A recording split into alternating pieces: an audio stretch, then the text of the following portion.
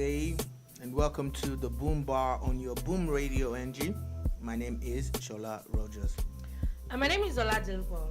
With your warm welcome to today's bar. It's a very interesting one today.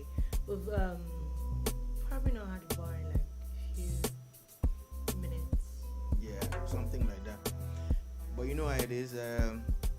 Today we will be joined via the phone by a senior advisor to President Muhammadu Buhari, in the person of Ajuri Ngelale, who also doubles as a spokesperson for the Tinubu'S Presidential Campaign Council. Yeah, of course it's political season, so it's imperative to bring as many people as possible to you, our listeners and viewers. Let's just have a discussion about all these things. Let's know what is happening from the horse's mouth, basically. Hear from a lot of these people. So before we bring him in, I was going to let's just the bit of a background. Not even background. Let's talk about a few things that has happening. One of the things I felt that was very interesting, I don't know, I'm sure that you saw the news over the weekend, was the federal government and ASU. Is it me, but it looks like that drama is not going to happen anytime soon. It's not going to end anytime soon, as there was talks of the federal government paying them half salary, literally. Then I saw a report, then I saw a statement from the federal government talking about how it is basically still the no work, no pay conversation, and the issue of them getting paid the amount of days that they worked in the month of October. Then I remember that, there's actually, I think it was on the 14th or something, that they called off the strike. But to be honest, isn't that just petty? Oh, well, I don't know about petty. That's just petty. I think basically it's an employer standing, sticking to his guns and saying, this is how we want to run this based on the way things have been in recent times. And if you say you have a no work, no pay, policy, then it's about time that you started enforcing it, from the get. So I wouldn't say petty. I would just say they're just basically sticking to their guns. Okay, because on that matter, we've seen a few schools go on about it. I think I saw a report where some schools are saying that they're going to withhold results of students. That there's a lot of things. We have not seen an official report from the ASU body in itself, but what do you think the major reaction is going to be? Like, I'm sure after 8 months, that they've still been fighting, that they still want to get paid those eight months. So, and then you're hoping that you get paid at least the month of October. Let that one goes out of it, and kaboom, you only get paid half the salary. Yeah. So maybe they should have called off the strike before the end of that particular month. A lot of people might be thinking, maybe the government should look the other way. I honestly think for at least this month of October, they could have. Yeah, but if you can pay them for October, then pay them for the 8 months. No, that's a lot of months. Yeah. No, that's just half of salary. I don't think. I honestly felt that was a lot. That they did a lot more than we're expecting that. But my question is, as much as if there's now all this, you're not getting paid all the money that you didn't get paid for those 8 months. You're getting paid literally just a few days of the month of October that you worked with. So what is the point? What's the point of all the 8 months that you stayed at home? Yeah, well, the 8 months was not. They didn't expect it to play out like this in the first place. they thought they were going to at least get it to go the way that always gone with the government, with previous even this government too. There'll be strikes, then they call it off. And they call it off. Then, of course, I feel that the only reason why they probably are not going back on strike now is because of a court order, not really because they care about students that much. Yeah. Unfortunately, there's a court order that they do not have a choice at the moment, but to actually let it play out now. Now I know that there's also talks of the Labour Minister. I saw a report where he was also talking about how I think they're back in court again, and it's only courts that can tell the federal government to pay them or not. Yeah, okay. It's still labor issues anyway. Yeah. And there's a court that's created specifically for this purpose. If the court maybe goes that far, then of course the government will pay. But I still feel that again, ASU needs to look for a better way to push, their thoughts and their agendas and their plans, and this strike after strike thing is not the way to go, because it's doing the same thing and expecting a different result. You're always going to get away, especially now that it looks like their bluff has been called. Yeah. Okay, moving on quickly from that, and there's news that popped up today that the federal government has announced that the Abuja-Kaduna rail is going to be reopened in a few days' time. Yeah. Specifically in this month of November. Yeah. We all know what led to the suspension of the train service that connects Abuja, the federal capital of Nigeria, with one of the busiest cities in Nigeria, that's Kaduna. And it was a major problem. For months, we even had people who were held in captivity by terrorists and criminals. Thank God that everybody's out now, they're safe. At least that's a fact that it is. They're all out. Then again, the expanse of the trip from Abuja to Kaduna, the entire length has to be secured. Yeah, and I'm sure that's one of the reasons why it's taking this long. According to the Minister of Transportation, in a statement, he was talking about. Let me read a bit of his. He's saying that what are the lessons that have been learned? All lessons will be put in place, and the lessons are safety and security surveillance. There should be constant monitoring of the rail tracks 24/7, 12 months a year, all around the clock. He's saying the minister should be able to sit in his office and look at the rail corridor, whichever one, at any point in time. The president should be able to do that. The director general of this DSS should be able to do that. The service chief should be able to do that at every point in time. So that means that there should be surveillance around all these things 24/7. Yeah. Yes. And so in that case, we are hoping that all those names that have been mentioned, all those agencies, the security agencies, would confirm to everybody that yes, it is sorted, and that the entire length and breadth of that access is covered, and the bandits.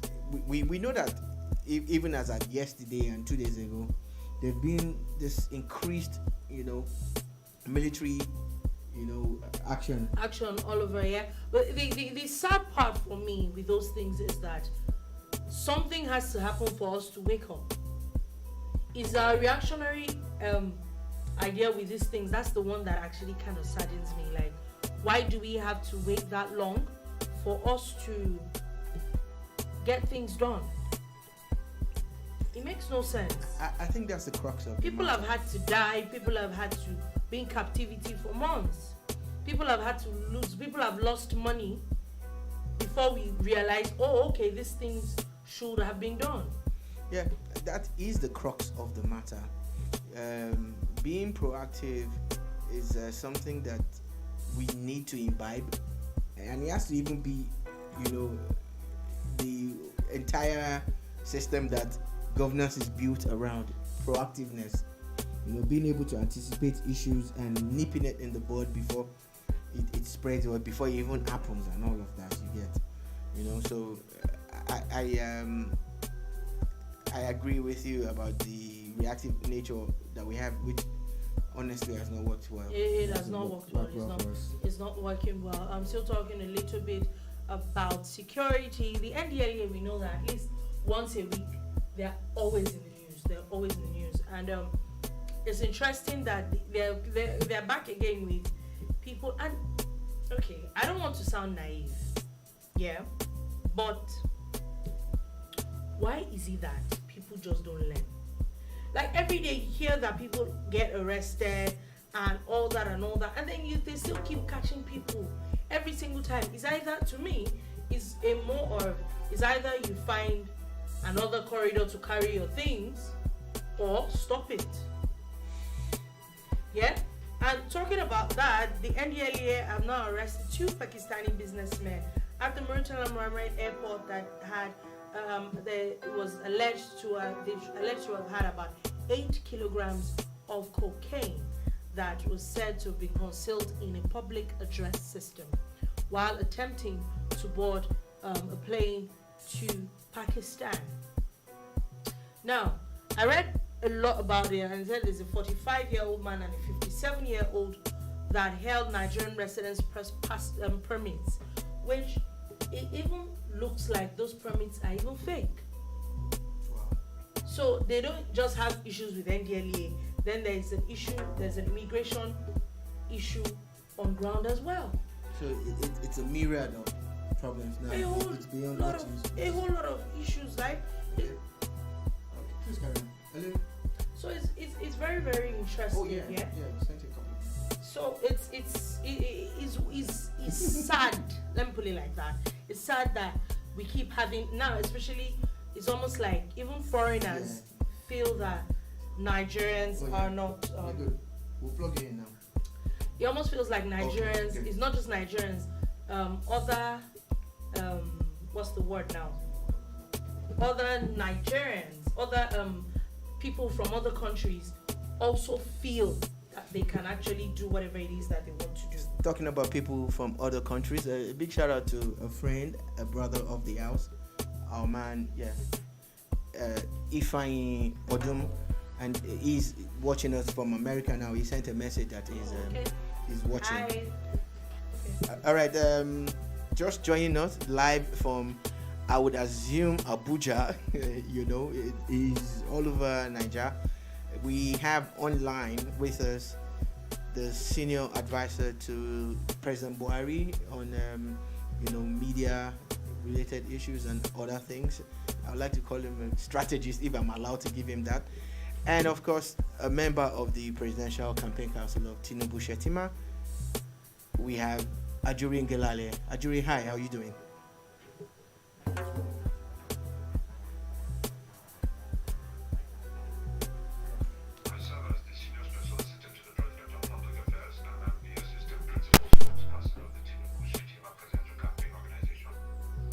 Thank you for the clarification.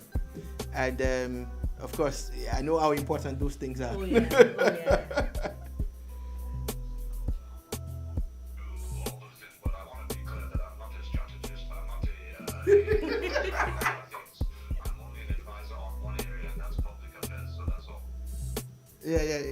It's cool. We're cool with that too. All right, Ajuri.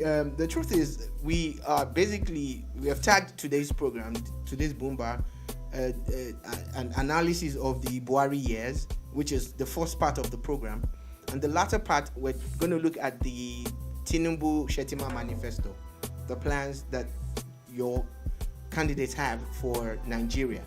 Sure. Yeah. Okay, so good afternoon again. My name is Dolipo.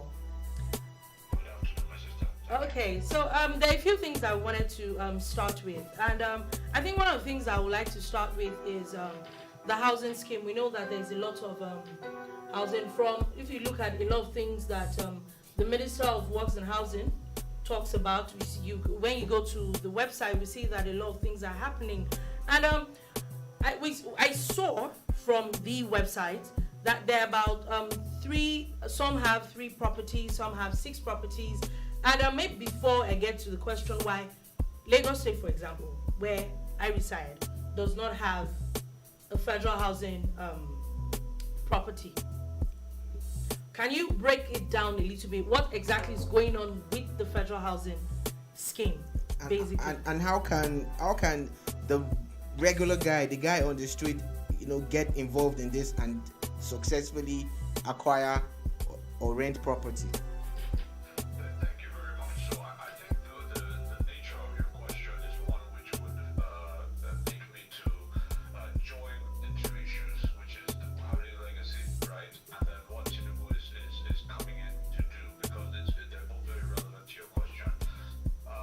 First and foremost, I think there's a recognition, and I want to start from this point, that we have had in the last 7 years 3 of the most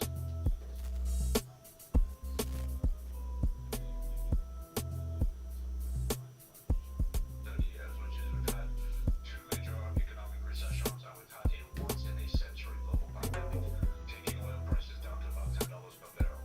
So the conversation is obviously going to be had within the context of these realities, right? So we're measuring performance within that context. Now, Yeah. if we look at housing, housing is certainly an area I would be very, I try to be as frank as possible.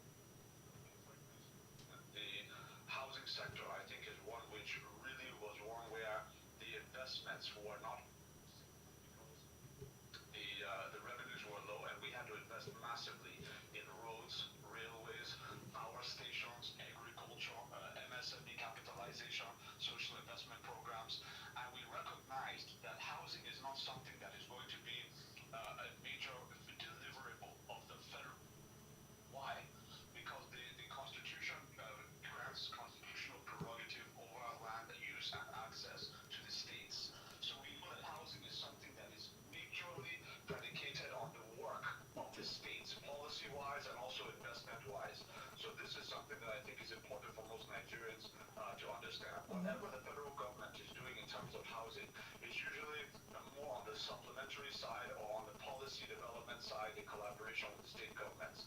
But they don't. The federal government does not control the state ministries of land, the lands that issue, licensing and occupancy certificates and all of that. But that's all the prerogative of the state governments. So now, on the one hand, the Federal Housing Authority has developments across the country, but we all recognize that they are paltry in comparison to the problem of housing deficit in the country. Yeah. So any very serious effort at providing millions of homes to millions of Nigerians who deserve a house, right, who have worked hard but have not been able to have a house because they've not have been able to access the millions of naira up funds that it has unfortunately cost so many people to have a house in this country. What we're doing now is we are under His Excellency Ajuri Tinubu's campaign manifesto. He's making a very clear and direct promise to Nigerians, which is this. The way out is, first of all, to work with the National Assembly to totally reform or even rewrite the Land Use Act, right, in such a way that we streamline the process of accessing lands within all states of the Federation. Because today, I want to make this very practical for our listeners to understand. If you want to go and get a plot of land, right, to build a development on, whether it's a personal development, personal house, or whatever, or whether it's a housing estate or whatever it is, depending on the scale. When you go to the State Ministry of Lands, then if you do it in a place like maybe Lagos State, it may be much more streamlined because they've really modernized a lot of their processes relative to a place like Kogi or Bauchi or some other state, right? So you find that wherever you are in the country, the process, the cost, and the time frame, and all these various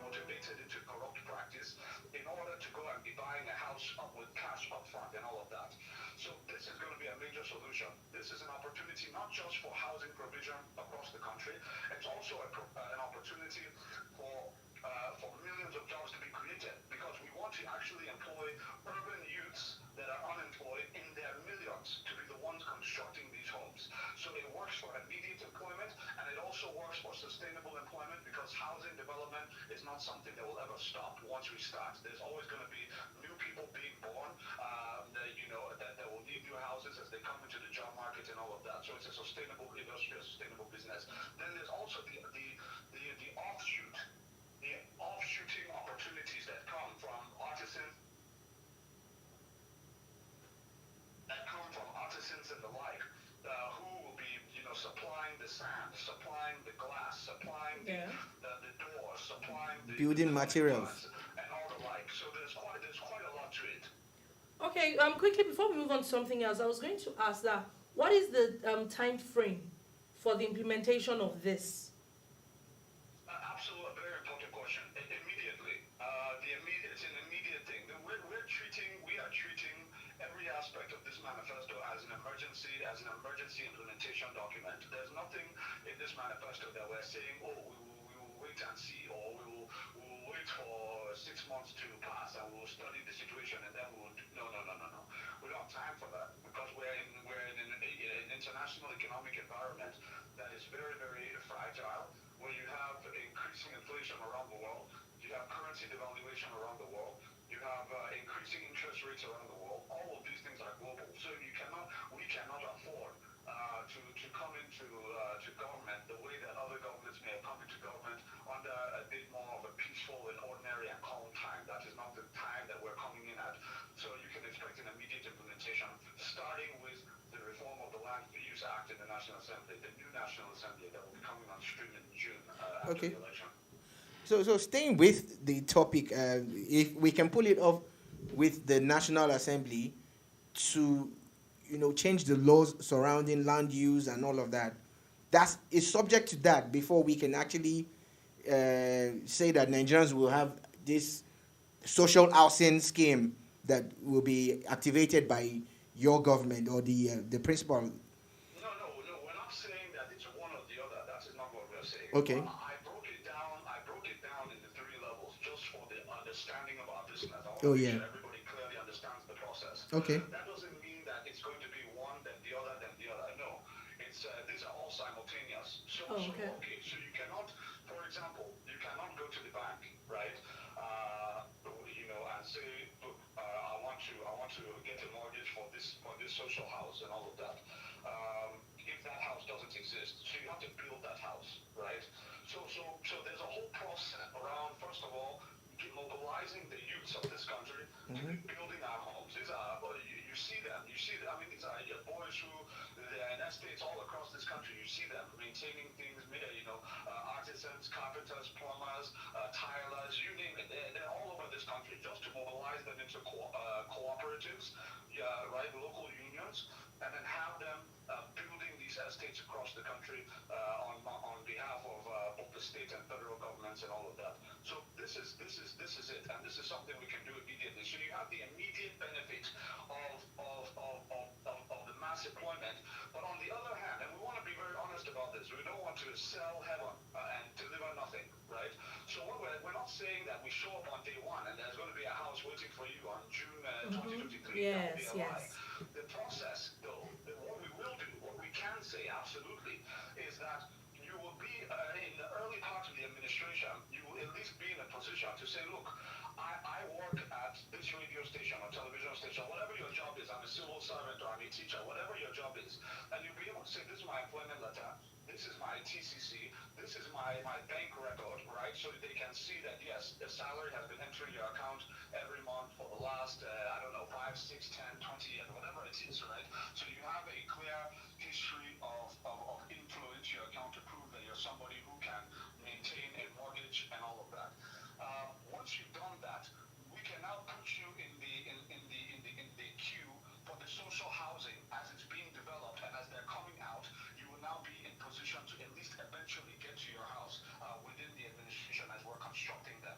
That's the kind of thing we're looking for. So that at least, even if you don't have a house on day one, you'll be in you will know that, yes, okay, there's something going on. I can look forward to having my house at this cost, and there's some certainty around it, so that even if you're hustling for rent and all the things that people are hustle for, that you have that in the back of your mind that look, 5-6 years I'm going to have that house and all of that. So that's how it's going to be built out. All right, thank you.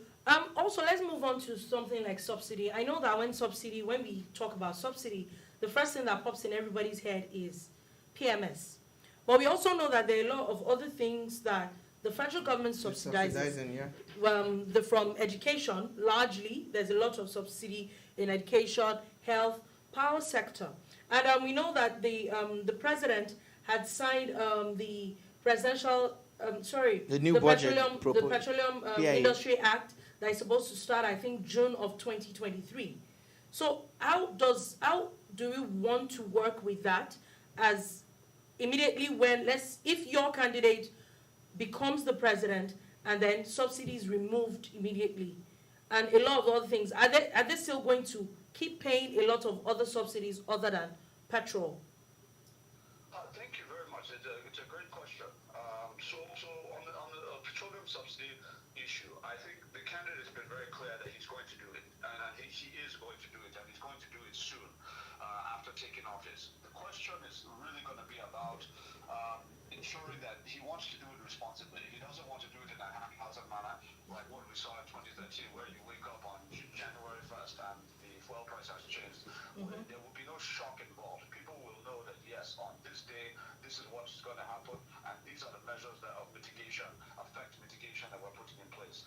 Some of the, and before I get into the question of other subsidies, some of the things that are going to be very important, the factors that will weigh on the mind of the next president, are going to be the following. One is going to be who exactly is going to be those who are most affected. And I think for the most part, we already understand that the elites in the society, not just the elites, business and political and others, but also even non-government, but also even the upper middle class, they can afford to absorb the impact of the change in fuel price for the most part. They're not going to like it, but they can absorb it. But there is a mass quantum of Nigerian citizens, right, yeah, it's really going to impact on the day-to-day aspects of life and survival. And those are the Nigerians we're thinking about. So what we want to do is, first and foremost, is to create a national mass transit system where what we see in Lagos, where you have BRT and you have an adequate supply of large-scale buses that are coordinated and move according to schedule and all of that. We want to make sure that becomes a national phenomenon, so that everybody knows to get to within that state or within that city, they can actually get to it according to a time schedule with traffic flows that are managed specifically to accommodate those mass transit systems. That's going to be a very, very important immediate innovation that we bring to bear, so that people who are being priced out of the filling stations by the new price, by the actual the legitimate price of the product, that they have this option that's viable and easy for them to afford and easy for them to predict in terms of how to get to work and back. That's number one. Then number two, those mass transit systems are also going to be energized by cheaper wheels, not by PMS. We want to have buses that will be running on compressed natural gas, leveraging on domestic supply of CNG, to be able to create a situation where our mass transit systems are being powered by cheap energy, meaning that even getting to work and back will be much cheaper for the person using the mass transit system than it would have been if they had even taken Okada or taken Keke or taking Drop or taking their own vehicle. So we actually want to make it better than it was before. That's what we're aiming for in terms of our mass transit policy that we want to very aggressively bring to bear. The good thing, brother, is that because the subsidy at this time when oil price is so high, obviously that means the subsidy is very, very expensive. When you're looking at, we're talking about something in the neighborhood of $5-6 billion. This is not a small thing. This is a massive quantum of resource. If you put $5 or $6 billion, just 1 year of the subsidy, I'm not even talking of multiple years subsidy in mass transit, infrastructure and architecture across this country. It will transform the living standards of our people. The low income, middle income Nigerians will totally transform their living standard. And so that is really our focus. But there's no doubt that there's going to be some level of pain for everybody to feel, because you can handle the transportation part, right, with what I've just mentioned. But that does not necessarily mean that you will not feel the impact in terms of the increase in energy price that will now be passed down through the increased cost of food items, for example. Yeah. Because if you're a bread maker, for example, you have to pay for the power that's being produced by the gas that is higher, That's where I wanted to go to. right? Or by the fuel that costs more, and all of that, and it passes down to the consumer, whether it's bread, whether it's egg, and all these other things. So there's going to be some increment, some pain attached to it, and we're very open about that. But how to mitigate that and how to ensure that Nigerians immediately, not later, but immediately see the benefit of that money that we are reinvesting, not like Shopee, but to really see it and feel it. That is what we have to build, and we have to build it very quickly. All right. You talked about we're looking at the eventual removal of subsidies now, right? Especially from PMS, because we know that the other byproducts of crude are already going by market rates. Now, most businesses also run on alternative power. People are using, especially PMS for cottage industries. Even us here at Boom Radio NG, our generators are powered by PMS. And we are forced to use PMS a lot because when you want to go live, you cannot depend on power from the grid.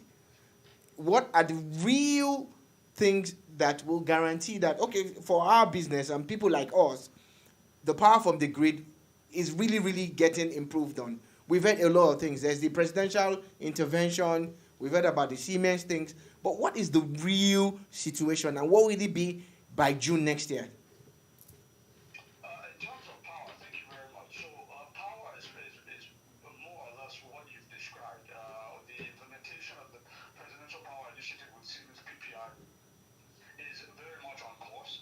We're not having any problems or concerns around how that's being delivered. We've already taken delivery of 10 mobile distribution substations, and we have 10 more coming in by March next year. So that will be 20. That should fundamentally stabilize supply across the country. Really, we're dealing first with the quality of power before we get to the quantity of power. We want quality power that is measured. The quality is measured by the consistency of the current. So you don't have currency fluctuations up and down, killing your appliances and all of that. Nigerians will know that yes, if they have power in their house, that they're getting one standard of high quality current. That's step one.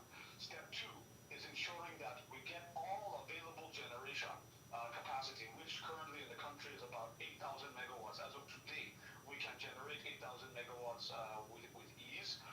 With a bit of investment, we can actually take that to 13,000 megawatts fairly easily within about a year or two. That's generation. But the problem Transmission. not generation, but the twin combination of transmission and distribution. Most of the problem being the distribution side. How to actually evacuate from the grid that power into the homes and businesses of Nigerians. That end point of reception, that has been the problem because of, I don't want to go too deep into it, but it basically has to do with underinvestment on the part of those who received the assets during the 2013 privatization process, which obviously was very flawed, and we paid a big price for those flaws. But in working with Siemens, we've been able to help those distribution asset owners to be able to begin to implement some of the Siemens interventions that we're now putting in place. So we're basically giving them, literally supplying them the Siemens equipment and infrastructure that's coming into the country as we speak. So that's going to stabilize power. Now, the next step is basically for us to ramp up not just the assembly, but the import of these Siemens transmission systems all through next year.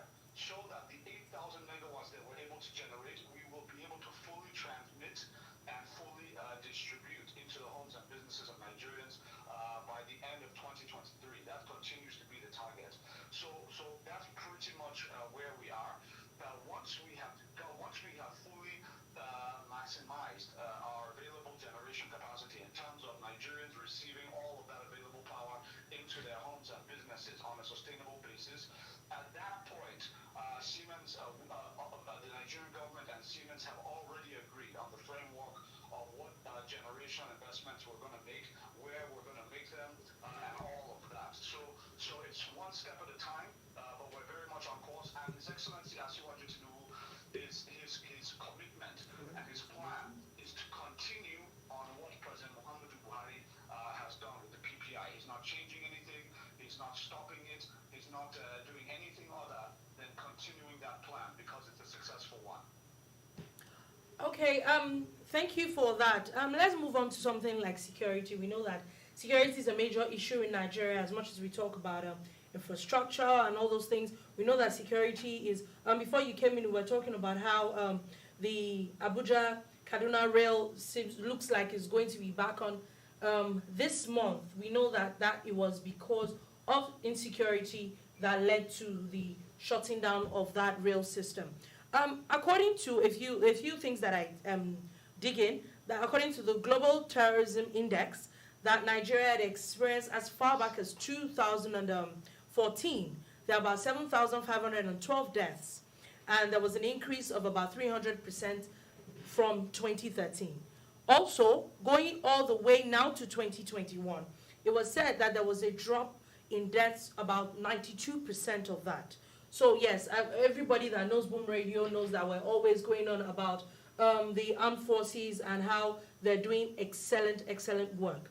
But my question is that the honest truth is that we're not where we should be yet. What is the situation of the security of the country at the moment, and what are we looking at going forward?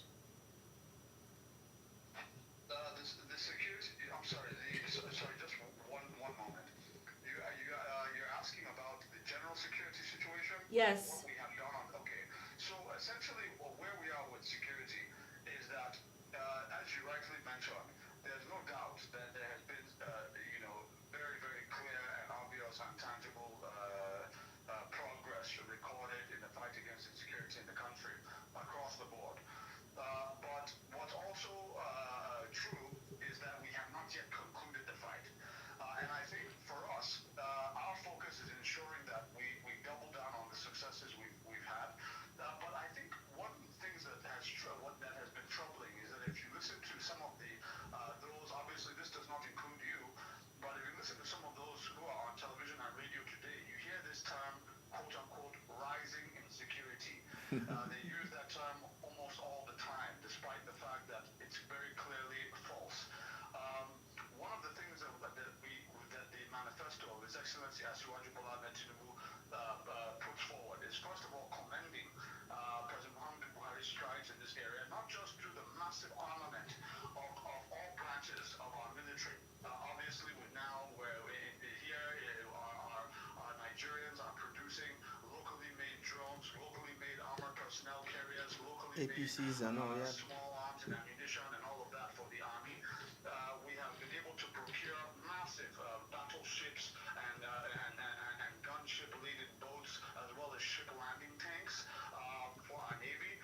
And of course, with the Air Force, we've had several deliveries of some of the latest in fighter jets from the United States, China, Russia, and others, as well as Turkey. gunship-laden helicopters.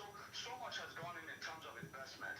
On the other hand, people often forget that Abuja was being bombed on almost a monthly basis before. There was a time when every weekend you will hear of a bombing in Kaduna Market, Kaduna Mosque, Kano Market, Kano Mosque, all across the north. Every single weekend we were having big casualties. There was a time like that in 2012, 2013. People forget those things are not even happening in the country today. So, and there has not been a single bomb that's gone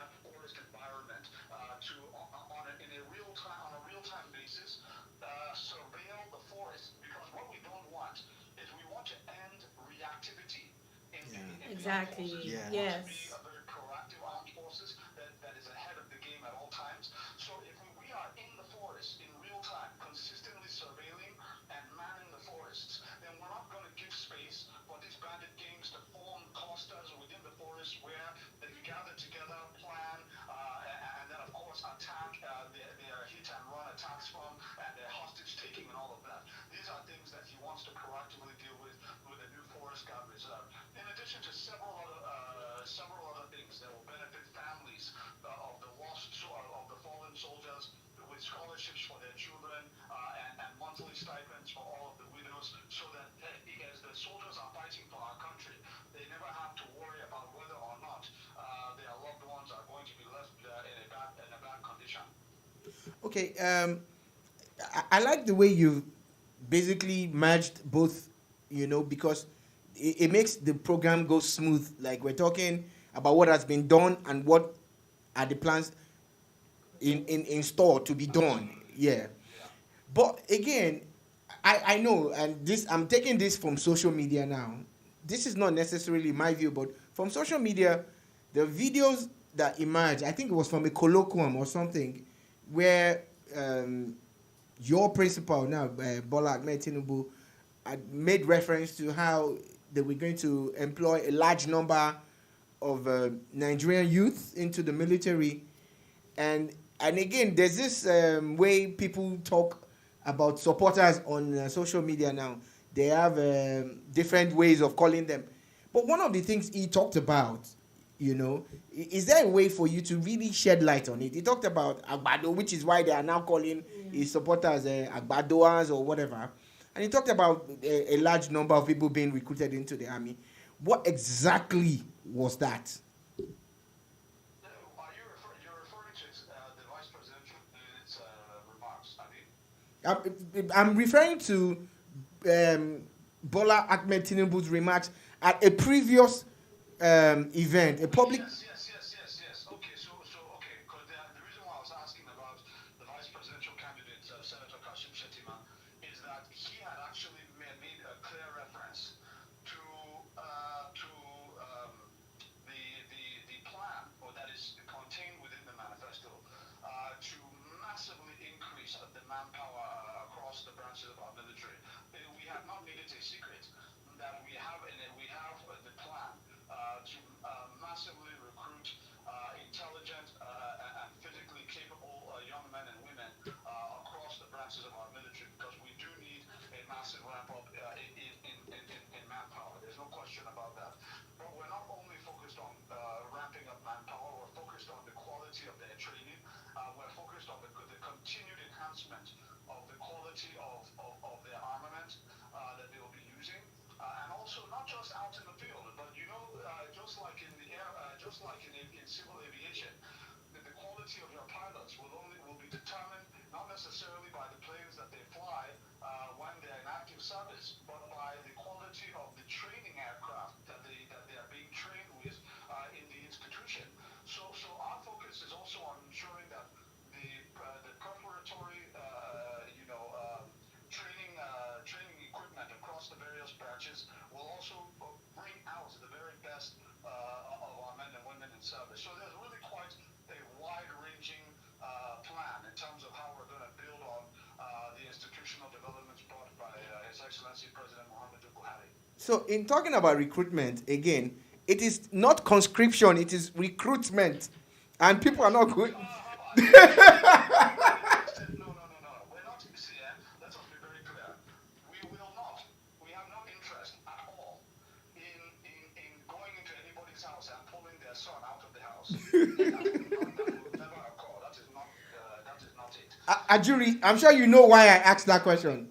To be very frank, where you see those kinds of things happening are in countries where they are in a truly emergency situation, where if like a constitutional crisis, where you have groups, external forces coming in to undemocratically, take over the nation by force. In situations like that, you can have emergency conscription and all that, but that is not anything that is part of the manifesto of the ABC. We're just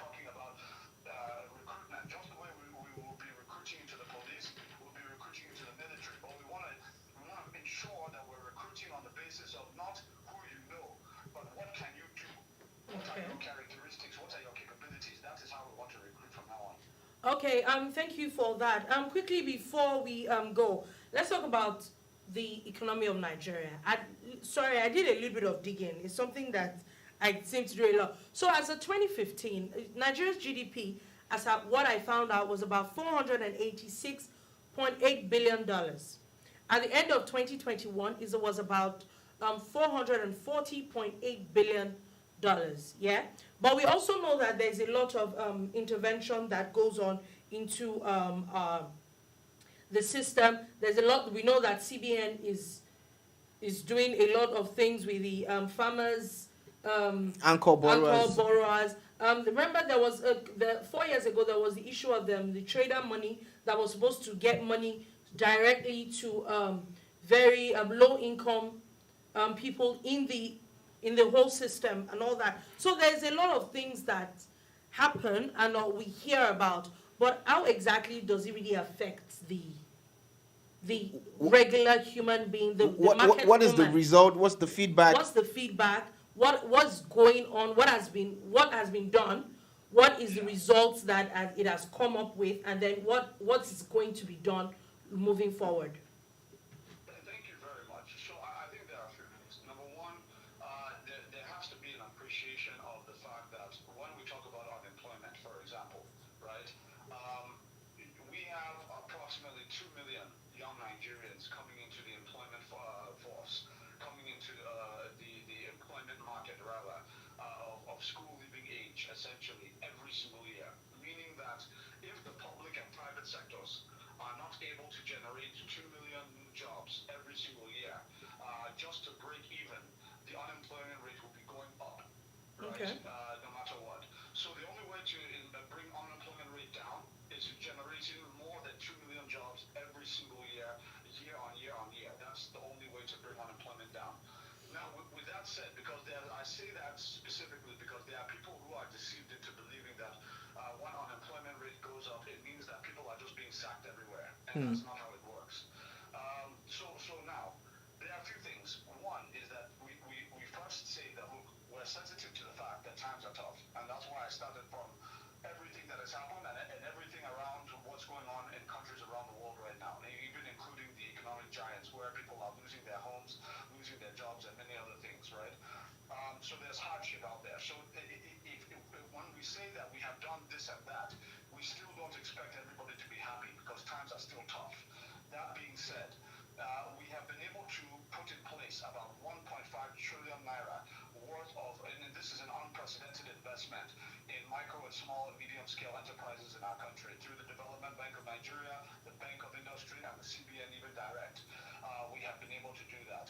So you recall that many Nigerians will forget that before 2015, if you had a small business and you wanted to get a loan, you will walk into one of these ordinary banks where we bank, right? You go and ask for loan. By the time they tell you 28%, 32%, you will just walk out confused. You will not even think of doing it, right? We've now moved from that situation to one where people can go and get single-digit interest rate loans or even lower, right? Some even interest-free in the case of some of the social investment programs we put forward, but usually single-digit interest, 8%, 9%, and all of that. You go and get your loan from these development institutions, BOI, Bank of Agriculture in the case of farmers, and DBN in the case of maybe somebody who's in fashion business or shoemaking or tailoring or carpentry or whatever it is. And you can get that loan. We put out 1.5 trillion naira through these various institutions. The federal government under the Buhari administration has done that for millions of small businesses across this country. In addition to that, we have put forward, obviously, through we did not ignore, like most countries do, the very base of the economic ladder. These are the rural poor business people. These are the citizens who 10,000 naira can transform their business. Who, if you have a woman in the market who's selling an entire plate of pomo of 250 naira, right? Mm-hmm. If you give 10,000 naira to such a person, they have totally transformed the level. 250 naira worth of pomo, you sell it. By the time you have sold it that day, you have made profit of 300 naira. So you go home with 550 naira and you're managing it. You have 10,000 naira now worth of pomo. By the time you're selling that level of pomo, now your profit, instead of looking at 500 naira, now you're looking at 15,000 in a day or 25,000 or whatever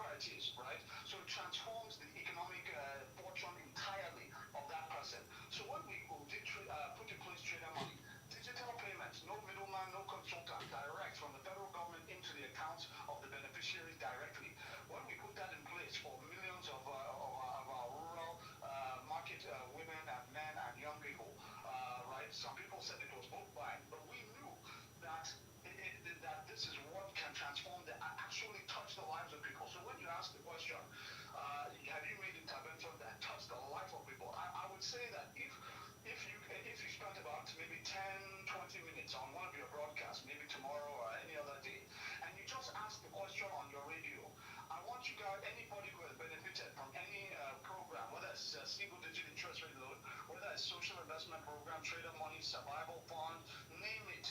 If you ask, the listeners, the real Nigerians, you ask them whether they benefited, you will be shocked at the response you get from across the country. I know we have done a lot, but at the same time, because we're dealing with decades of neglect and maladministration and really a total disregard for real struggling low-income and middle-income Nigerians in this country over a long period of time, even the big work that we have done is still going to seem very small in comparison to the problems we're facing.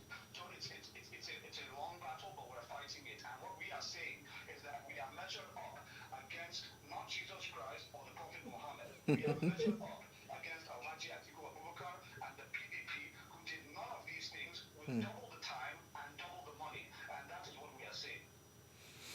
All right. You know, you more or less like done some kind of summary. You know, we have a long list that we were going to take you up on and hope that you could shed more light on. And it doesn't even look like we've touched on maybe even 30% of the list. We were going to talk about the NSIA, the REA Nigeria, you know, the energizing and NITDAN, Beavers, TSA. That's INAIRA. There's so many things that we want to get, factual responses because you are privy to these things, and there's a lot of information and disinformation. As media, we are neutral and we want to put it out there so that the people can listen and and make up their minds. But we don't have enough time now because this is gone. Can I just very quickly, maybe I will just do my best to Please go ahead. Please go ahead. Okay. In terms of infrastructure, because I haven't even touched that really in this conversation. We haven't. I will very quickly say this. This is basically the scorecard. We have in roads, I'll just name some major arteries that we have invested hundreds of, in fact, trillions at this point on that are completed under this administration, by the end of this administration. The Lagos-Shagamu-Ibadan Expressway, not only are we on the verge of completion within the next 3 months, but we have expanded it and added several flyovers along the course of that route. That's number one. The Apapa-Oronshoki Tollgate Road, which has been a hell for Nigerians in the import-export business and even Lagos residents for forever, 40 years or whatever. We have reconstructed it, expanded it, and even put cement on it so that it's not like a normal road. It will be lasting for 50 years plus. Then on top of that, you have the Lagos Abeokuta-Ibadan high-speed rail line, which we started construction on 2017, finished construction 2021. That is now done. People are enjoying that. Then, of course, you have, and this is just in Western Nigeria, we have the first large-scale, in fact, the first deep-sea port of any kind in Nigeria, new deep-sea port in several decades, literally since 1979 or 1976. This is the first new port, Lucky Deep-Sea Port. That has already been completed, and it's going into operation shortly. The new Murtala Mohammed International Airport in Lagos was commissioned earlier this year. We had spent billions constructing that particular airport, so that is there as well. This is just in the small vicinity of Western Nigeria. I'm not even beginning to talk about Oyo, Bomosho Road, and many of the other roads in that axis that we have been able to do. Then you have, on the other hand, across this country, in the east, Onitsha-Enugu Expressway is being fully reconstructed. Enugu-Port Harcourt Expressway is being fully reconstructed. Onitsha-Owerri Road is being fully reconstructed. The new 300 billion naira second Niger bridge is ready for completion, I believe, in December. That's 300 billion. This is the investment people have been waiting for in that region for 40,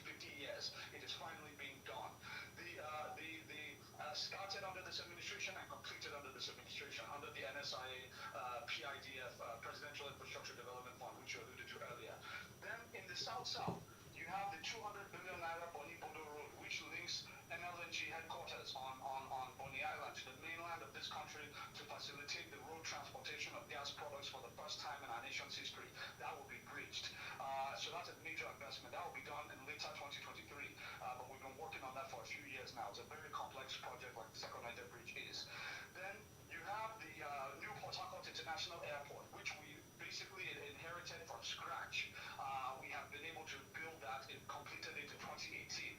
Then you also have the 326-kilometer high-speed Wari-Itape-Ajaokuta rail line that was abandoned since 1987. We invested billions in that rail line, constructed new logistics facilities along the rail line. That has now been completed. We have the $2.8 billion Ajaokuta to Kaduna to Kano gas pipeline, which is going to revolutionize gas delivery in not just in our country in terms of allowing for industry, new industries to come up around that gas pipeline all through the Middle Belt and northern Nigeria, as well as allowing for us to export Nigerian gas to Western Europe through the AKK that is going to be linking up with the Algerian pipeline system to carry gas from the Niger Delta in Nigeria all the way to Western Europe. So that is part of the Trans-Saharan gas pipeline, which is going to add billions of dollars of new revenues to the Federation once it's completed over the course of the next 3 years. I'm not talking of AKK. AKK is going to be completed in March 2023. Before Mr. President leaves office, AKK will be done. Wow. The middle part in the Sahara that will link the AKK up through the Sahara, up through Niger Republic in the Sahara, into Algeria. That part will take about 3 more years after now, and then the next president will benefit in terms of the revenues from Nigeria exporting gas to Western Europe through that line. So these are historic transformative investments. I have not even mentioned in the north, where we have, obviously, we finished the Abuja to Kaduna rail line, though we have to give PDP the credit that in their 16 years in office, they were able to take it to 80%. It did take 16 years, but they got it to 80%. We did the final 20%, but we'll give it to them anyway. So that is there, Abuja to Kaduna. Then we are now, as I speak to you, we're constructing the Kaduna to Kano rail line to link it up. So you will now be able to move from Abuja to Kano on rail line, even as we're reconstructing the Abuja to Kaduna to Zaria Kano Expressway to join, to have that complementary infrastructure, road and rail, the same way we're doing with Lagos Ibadan, road and rail option for Nigerians. Then on top of that, we have the new Abuja International Airport that we completed in 2018. We also have the new Aminu Kano International Airport that we are commissioning within the next 3 months in Kano. It's already finished, and all of that.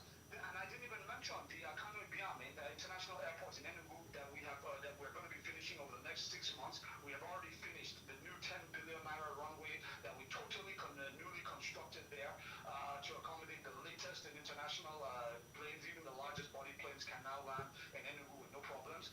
So there is a lot. We have the Kano to Maiduguri highway that we have completed that moves from Kano to the northeast, and then we now also have the Kano to Katsina highway that moves from Kano to the northwest, deeper into the northwest. So imagine a T highway in the north, Abuja to Kano, then to the east to Maiduguri, then to the west to Katsina. We have done all of that with half the resources and half the time. It's really a very simple thing. The PDP between 2011 and 2010 and 2015, they took out $30 billion in total national debt on top of what they inherited. You can check this, anybody who wants to query this can go to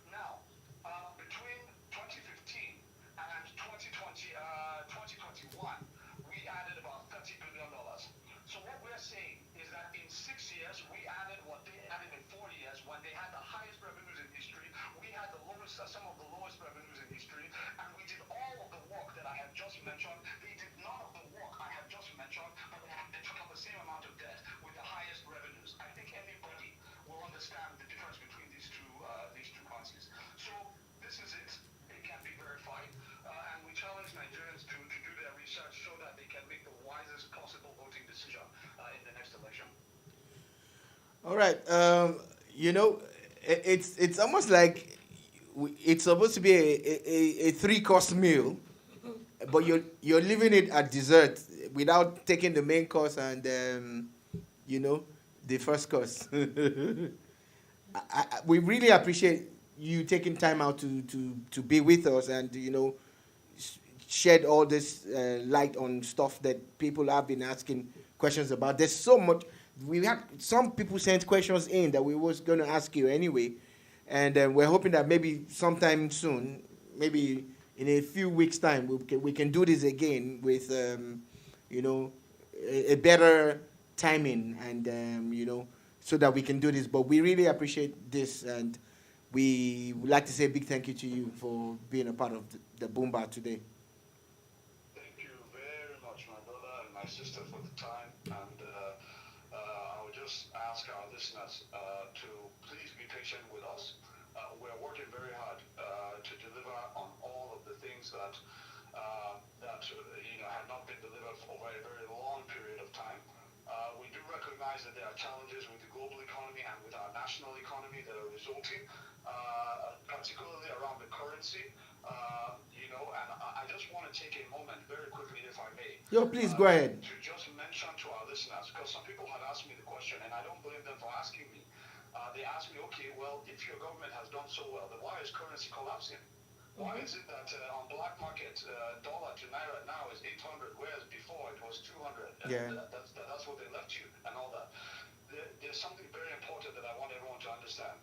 One is that we have what we call in this country excess crude account, meaning that most oil producers have accounts or sovereign wealth funds that they make during oil windfall years that are supposed to act as buffers to maybe protect your currency or to make infrastructure investments or whatever you want to do with your money, but that's your piggy bank, your savings account, right? Mm-hmm. We opened an excess crude account in 2004 under President Olusegun Obasanjo. Between 2004 and 2015, this can be verified once again. Between 2004 and 2015, that is 11 years, a total of 107 billion US dollars. I say 107 billion US dollars flowed into the excess crude account, Nigeria's excess crude account, $107 billion.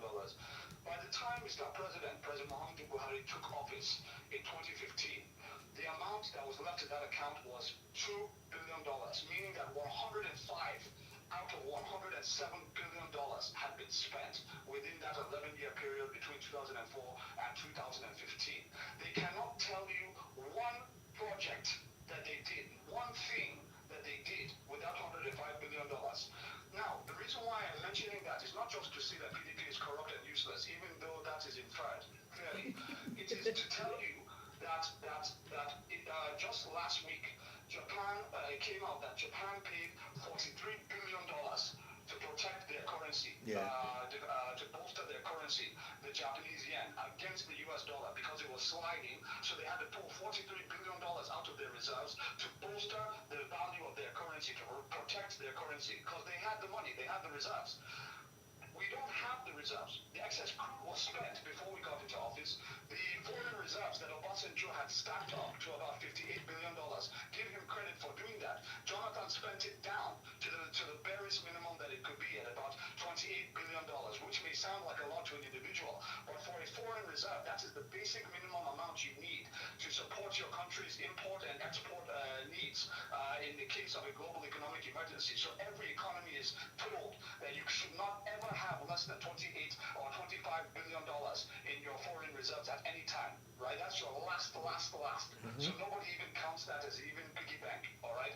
So we came with that, 28 billion in the foreign reserve, and an excess crude that was totally expended. The point is that when these economic shocks have now come, like today, like the way it is in the world today, every currency is sliding against the dollar, right? We don't have foreign exchange because we've had consistently low oil incomes from 2015 to 2022, consistently until very recent months. So what we are saying is that when you see currency sliding and all of that, it's not because there's some wicked person in the presidential villa or because there's some wicked person in the Central Bank of Nigeria. No, that's an oversimplification.